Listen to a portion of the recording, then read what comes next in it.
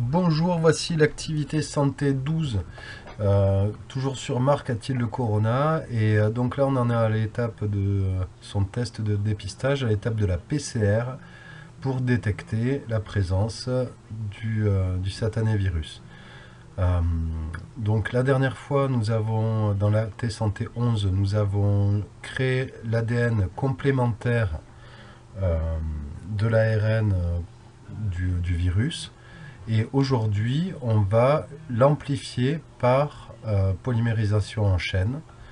Euh, moi, j'utiliserai le terme PCR pour Polymerization Chain Reaction. Et donc, c'est une technique très importante en biologie moléculaire parce qu'elle permet d'amplifier un fragment d'ADN de manière très spécifique in vitro. Et on peut obtenir des milliards de copies d'ADN, donc on appelle ça des amplicons, à partir d'une seule molécule d'ADN matrice. Donc on peut trouver l'aiguille dans la botte de foin qui est tout cet ADN. On peut spécifiquement amplifier des régions.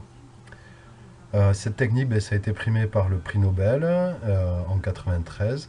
Et aujourd'hui, avec les développements de la PCR, on arrive à la rendre quantitative, on arrive à savoir combien il y a de molécules d'ADN spécifiques de tel ou tel virus, par exemple, dans un échantillon. Mais pour la partie quantitative, vous verrez ça en BTS. Donc voyons à présent le principe de la technique. Donc on va avoir un premier cycle où on va avoir notre ADN qui est double brin grâce aux liaisons hydrogènes établies entre les bases A avec T et les G avec C. Et en chauffant, on va séparer les deux brins.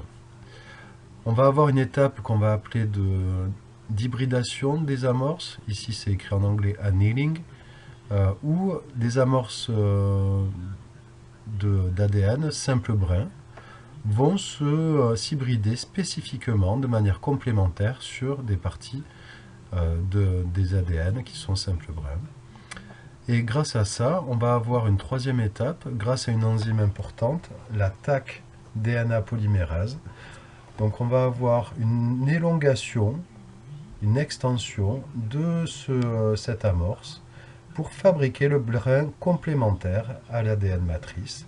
Donc au bout d'un cycle, on voit qu'on avait une molécule d'ADN double brin, on va se retrouver avec deux molécules d'ADN double brin. Et cycle après cycle, on va enrichir, on va avoir plus que le fragment délimité par les deux amorces qui va être amplifié. Et on va obtenir par exemple 2 exposant 30 fois la molécule d'ADN. À chaque cycle, on multiplie par 2 en fait. On peut obtenir 1 milliard de copies à partir d'une seule molécule d'ADN double brin. Donc voici la vidéo en anglais. The polymerase chain reaction is a method for making many copies of a specific segment of DNA, starting with a very small amount. This technique can be used to identify specific microorganisms from a small amount of DNA and to identify persons involved in crimes from DNA on cigarettes or in a single hair follicle. The DNA to be amplified is mixed with deoxyribonucleotides, a thermal stable DNA polymerase called Taq polymerase, and DNA primers. The DNA primers hybridize to the ends of the gene to be amplified and provide a starting point for the Taq polymerase. The mixture is heated to break the hydrogen bonds in the DNA, forming single-stranded molecules. The mixture is then cooled sufficiently to allow the DNA primers to anneal to each end of the segment to be copied. Taq polymerase then synthesizes the complementary strand of DNA using the primer as the starting point.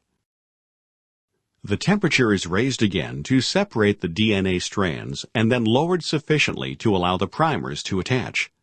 Taq polymerase now synthesizes another set of new complementary strands.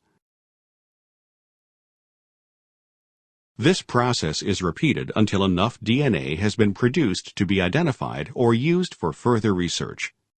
After 21 cycles, one molecule of DNA can be amplified to over 1 million copies.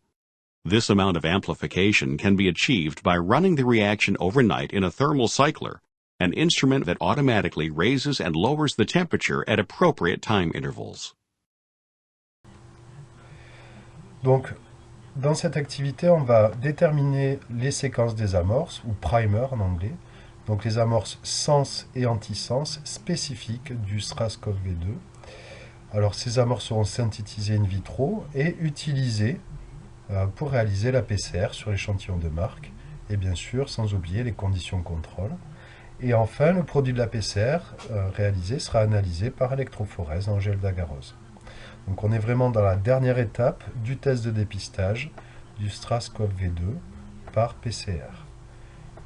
Et on verra ces différents documents, comment s'hybrident les amorces, comment on détermine une température d'hybridation, et ainsi que différentes fiches techniques et tutoriels.